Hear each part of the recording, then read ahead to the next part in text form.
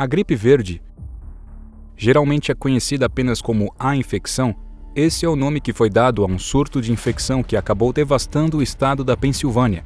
A sua origem se mantém um verdadeiro mistério, pois de acordo com alguns relatos do CEDA, essa infecção poderia se tratar de uma mutação de um vírus já conhecido, já que ele possui um patógeno muito parecido com o do vírus da raiva.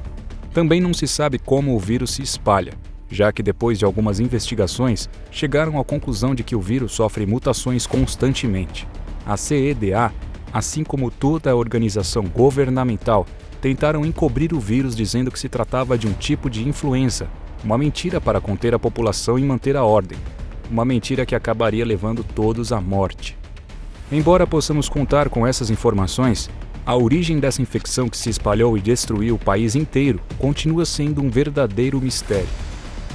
E é por isso que hoje nós iremos falar do que realmente se trata a gripe verde e como ela se originou. Lembrando que esse vídeo contém spoilers e, sem mais enrolação, partiu o apocalipse.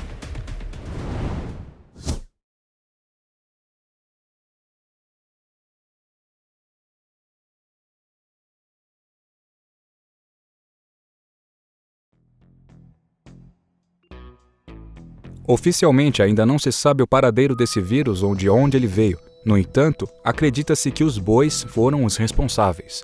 Por quê?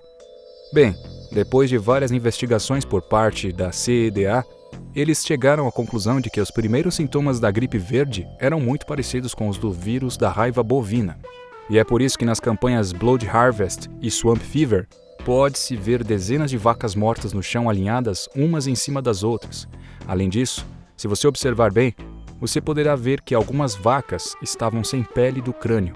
Mas isso não teria sido causado pela infecção, mas sim pela própria CEDA, no qual fez vários exames de imunofluorescência com o gado, uma prova que buscava encontrar antígenos virais do vírus da raiva nos tecidos cerebral. Como já sabemos, toda doença causada por um vírus ou bactéria começa com um primeiro indivíduo infectado conhecido como paciente zero. Isso já vimos em diversos casos, como por exemplo o vírus da Guerra Mundial Z, ou tal como o Ebola na vida real. No caso da gripe verde, também havia um paciente zero, mas antes de falarmos a respeito dele, temos que voltar um pouco no tempo. É muito provável que os animais das áreas rurais tenham sido os primeiros a serem infectados pelo vírus e que, de alguma forma, o vírus conseguiu infectar uma pessoa que se tornou o paciente zero, o qual, ao sentir os primeiros sintomas, veio parar no Hospital Mercy, o lugar que logo depois viria a se tornar o epicentro desse terrível vírus. O Hospital Mercy tem um papel muito importante na saga Left 4 Dead, pois aparenta ser um dos primeiros lugares onde conseguiram conter a infecção, pois se você observar as salas de isolamento perto do elevador, poderá ver que há evidências de tentativas fracassadas para conter a infecção.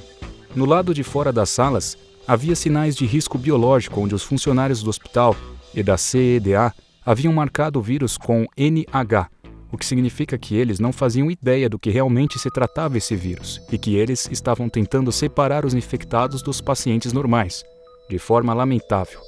Dado ao fato que os funcionários não tinham conhecimento da gripe verde ou de sua natureza extremamente contagiosa, o vírus acabou se espalhando muito rapidamente, transformando o hospital e a cidade de Fairfield na primeira zona de infecção.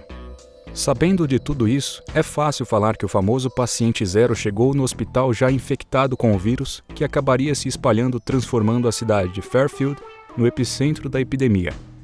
Essas medidas fizeram com que a CEDA abandonasse o lugar e que, em uma tentativa de evitar uma pandemia, o exército toma a decisão de atacar a zona inteira.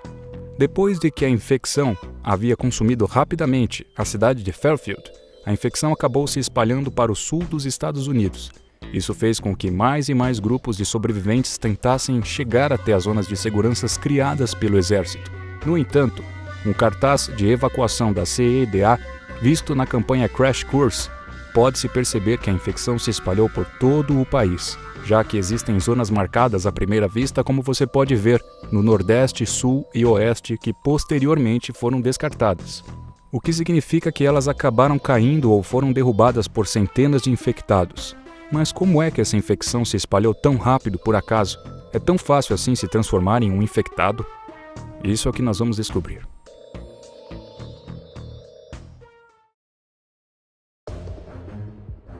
No geral, existem duas formas de contaminação em uma pandemia como essa.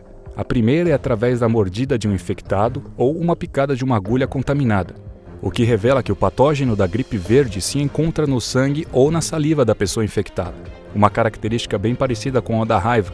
O segundo tipo de contaminação envolve uma brecha no fornecimento de ar externo da vítima, o que indica que a cepa do vírus também se encontra no ar.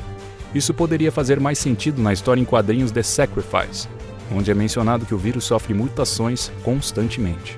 Já que às vezes ela se encontra no ar e às vezes não, tendo em vista essas duas formas de contaminação, podemos dizer que se uma pessoa for infectada através do ar e também por uma mordida, faria com que o vírus mutasse rapidamente no corpo, assim transformando a vítima em algo muito mais além de uma simples infecção. Talvez um infectado especial.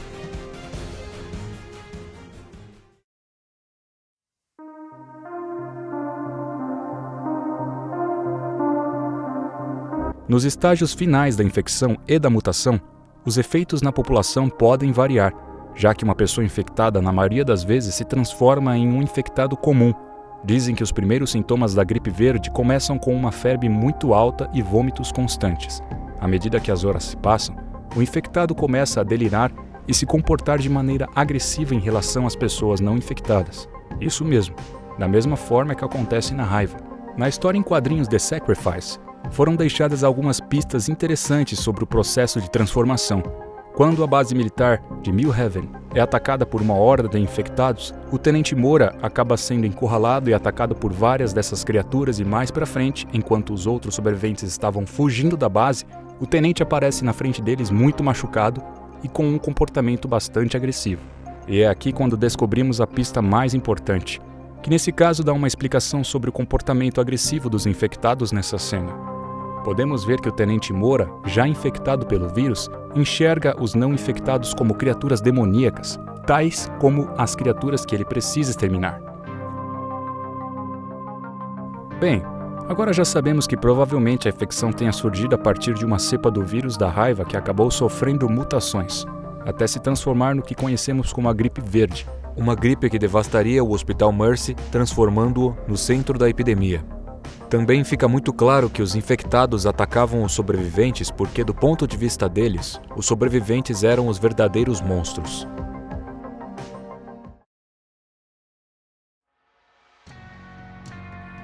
Para encerrar esse vídeo, vamos responder a uma das perguntas que você provavelmente já deve ter se perguntado. Por que é que alguns infectados comuns atacam uns aos outros? A resposta se encontra no nível de infecção da vítima. Como já sabemos, o vírus não invade o corpo do hospedeiro logo de imediato, já que leva um certo tempo para a pessoa sentir os sintomas. Isso faria com que as pessoas 100% infectadas vissem os recém-infectados como monstros demoníacos, o motivo que faria com que eles acabassem se atacando entre si. Espero que tenha gostado desse vídeo. Se você gostou, não se esqueça de deixar o like no vídeo, se inscrever no canal e ativar o sininho das notificações para nunca perder um vídeo. Isso é tudo por hoje. Vamos ficando por aqui. E eu vejo vocês na próxima pandemia.